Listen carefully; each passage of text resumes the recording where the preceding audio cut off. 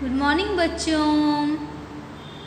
आज हम हिंदी लिटरेचर में पार्ट 9 इब्न बतूता का जूता की आगे की एक्सरसाइज करवाएंगे। ठीक है बच्चों, तो स्टार्ट करते हैं हम। क्या दिया है? निम्न प्रश्नों के उत्तर दीजिए। प्रश्नों के उत्तर पूछे हैं इसमें।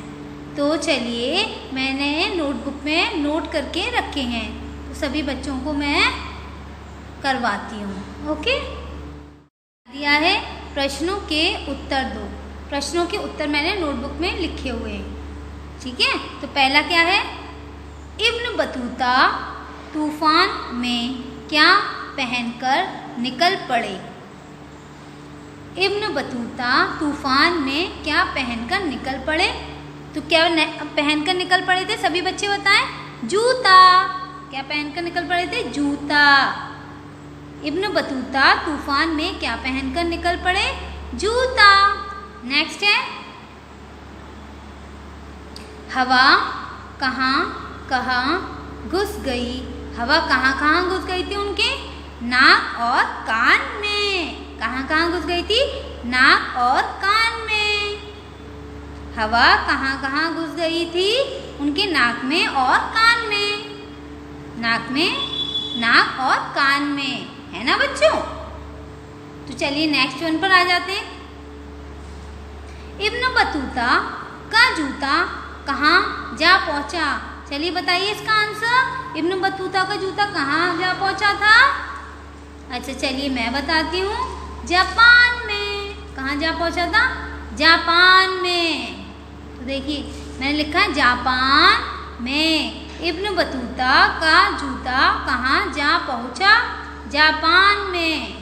नेक्स्ट है, इब्न बतूता कहाँ खड़े रह गए?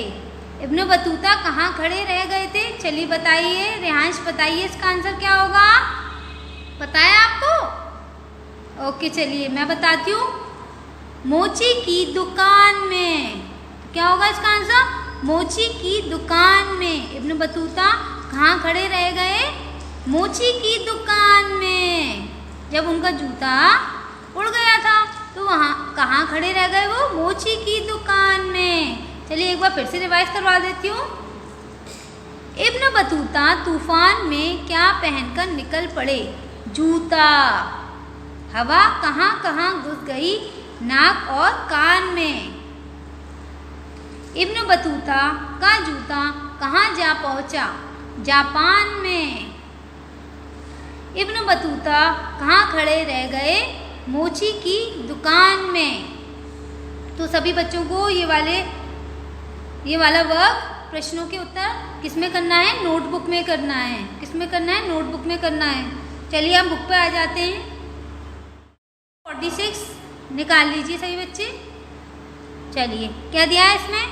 सही उत्तर पर ये वाला निशान लगाइए। सही का निशान लगाना है। जो सही उत्तर है, यहाँ पर आपको 3 ऑप्शन दे रखे हैं। जो सही उत्तर है तो उस पर सही का चिन्ह लगाइएगा। तो पहला क्या है? इब्न बतूता क्या मलते रह गए? इब्न बतूता क्या मलते रह गए? नाक, आँखें और हाथ। चलिए बताइए क्या मलते रह गए थे? नाक। नाक और कान। कान तो दिए नहीं है इसमें, तो केवल नाक पे लगा देंगे सही का चिन्ह। नेक्स्ट है, इब्न बतूता के पैरों से क्या निकल पड़ा? क्या निकल पड़ा था इब्न बतूता के पैरों से? मोजा, जूता, चप्पल। बताइए बताइए क्या निकल पड़ा अर्नब? जूता। जूता पे सही निशान लगाइए। ओके, इब्न बतूता के पैरों से क्या निकल पड़ा? जूता। क्या उतर गया था उनका? जूता। चलिए नेक्स्ट पेज पर आ जाइए, पेज नंबर 47। जूता जापान कैसे जा पहुँचा? जूता जापान कैसे जा पहुँचा? लुढ़कते लुढ़कते, तैरते तैरते या उड़ते उड़ते? तो बताइए जूता जापान कैसे जा पहुँचा? उड़ते उड़ते। उड़ रहा था ना, तो ये सही का चिन्ह लगाइए इस पर। उड़ते उड़ते। जूता जापान कैसे जा पहुँचा? उड़ते उड़ते, तो उड़ते उड़ते पे सही का चिन्ह लगा दिया। ओके, अब चलिए नेक्स्ट आ जाते हैं। नेक्स्ट पर क्या दिया है, कविता की पंक्तियाँ पूरी कीजिए। यहाँ कविता दी है और उसकी हमें पंक्तियाँ पूरी करनी है, मतलब जो खाली जगह दी है उन्हें हमें कंप्लीट करना है। ओके, तो देखिए, कभी नाक को, फिर क्या आएगा, कभी कान को, कभी नाक को, कभी कान को, मैंने बढ़ दिया है ना, कभी कान को।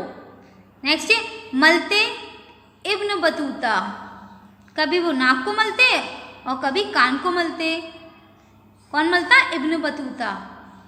नेक्स्ट है इसी बीच में निकल पड़ा, इसी बीच में निकल पड़ा, देखिए निकल पड़ा मैंने फिल कर दिया इसमें, उनके पैरों का जूता, तो देखिए फिल कर दिया, उनके पैरों का जूता। कभी नाक को, कभी कान को, मलते इब्न बतूता, इसी बीच में निकल पड़ा उनके पैरों का जूता। वो नाक और कान अपनी मल रहे थे, तो उनका जूता क्या हो गया था, उनके पैर से निकल गया था। उनका ध्यान कहाँ चला गया, अपने नाक और कान पर, तो जूता उनका उतर गया।